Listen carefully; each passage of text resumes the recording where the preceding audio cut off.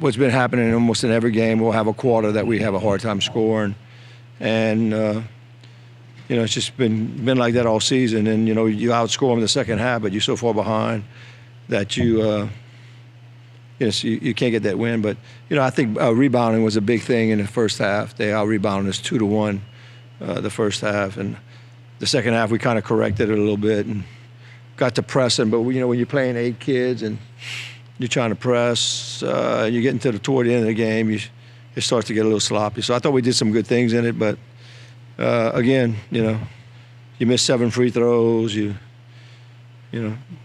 shoot. I mean, I don't think we shot it as bad as the game went on, but I think that second quarter we had that drought. It took us 3 or 4 minutes to score in the second quarter, so I think that's what really hurt us. Are you noticing that with these games that have these drought quarters that it's something that's in common, or is it just each game kind of had a different kind of reason behind it? I think when y'all were covering us a few years ago, and we would always, it was always the second or it was the third quarter. And now we just don't know when it's going to come, Sometimes, and sometimes it's the lineup, Sometimes when we have to, at the 4-minute mark or 5-minute mark in the first quarter, we got to make a change, and it doesn't hurt. To me, the first quarter doesn't hurt us as much, but today it did, I think they scored 22 points. Anytime they're scoring, more than 12 or 15 points in a quarter against us, we're in trouble. Because, that's what we always hung our hat on, and, we're not hanging it now. To me, we're just not guarding what we can. And, we've been working really hard on trying different type of defenses, and, the 1-2-2 and the 2-3, but it's just same principles. It's the same principles as the men. We just don't, we're just not following them, That's the big thing. Manley had her 6th straight game with double-digit points. She's really a huge contribution on offense. Can you just kind of talk about what she's doing right and kind of adding to the... We run that, we'll run a screen and roll on the wings and stuff, and she's very, very effective.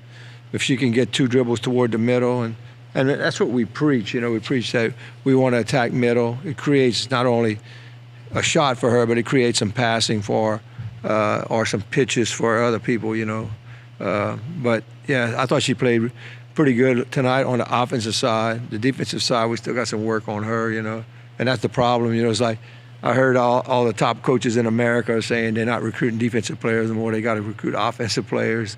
The coach Coach Danny at UConn, and then Gino, they have a little clip of them talking about, hey, I got to go get shooters. I'm not doing the defensive thing no more. And we always did the defensive thing, and it's not working as good. I think we have to do the same. Find some scorers that will be willing to play some defense.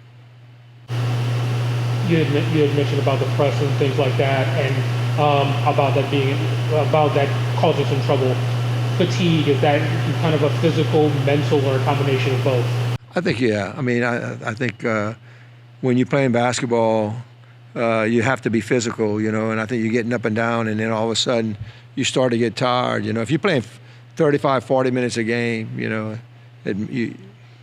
got to be in shape, And I think for our kids, they had a hard time not having a strength and conditioning coach, That's it's been tough, So you got kids that we are kind of conditioning, what we can, or not conditioning. So that makes it tough. And in the numbers, if you got, 12, 14 players, you got enough to where you can rotate in and out. And if you look at their stat sheet, I think they played 15 people. So, everybody played, and I know they had the lead, but it makes a difference when you can rotate. Like the top teams in our conference are rotating 5 at a time every 2 minutes. We can't even do that. With 8 people, you can't. So it makes it. Yeah, I think mentally that's what happens to us. It's like, because I look at them and we explain to them, like Tamika ran a play that was right, really, really simple, and we couldn't. We didn't do it. We didn't even get into it to see if it was going to work, because I think we were mentally tired. But that happens a lot. It'd be like something like you're doing a lot of hours and covering a lot of things, and mentally you're not as sharp. That's what happens to us. And they're young kids too, so it makes it a little bit more difficult. You talked about this on Monday, and I wanted to revisit it. You guys are taking a step out of conference this weekend. is there any solace that your guys are going to take a step away from the FBC for a little bit before, going back in to kind of take, a little change of pace, I guess I would say? Yeah. I guess that would be the positive thing, a little change of pace. But, right now is not a great time to go to Ohio, traveling.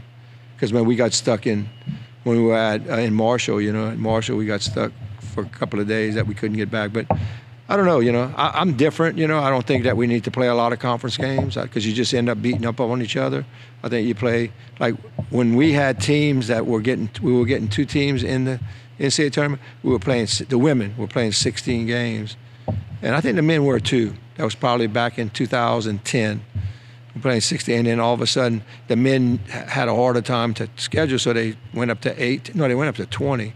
And then now you start to beat up on each other because you're playing everybody the same. Where if you have a really good team like we did that one year in 21, you get to go play the LSUs or we beat Arkansas and Ole Miss in the same year.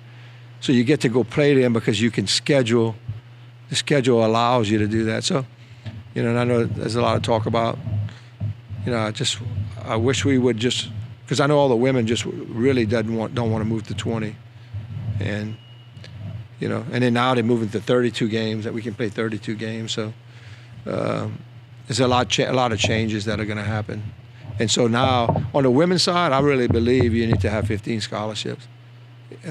We hurt our knees twice as much as men. We get pregnant. There's a lot of issues that women go through, and that's all I've ever done is women's basketball. So I know it. Like I know the issues that they go through, and you need the numbers to be able to, because you're not going to play with 15. It's going to be somebody's always going to be. I mean, we played with what we had 11, and the 2 girls that never played, they'll be redshirted. They'll get a red shirt, but they never played. So it makes it tough.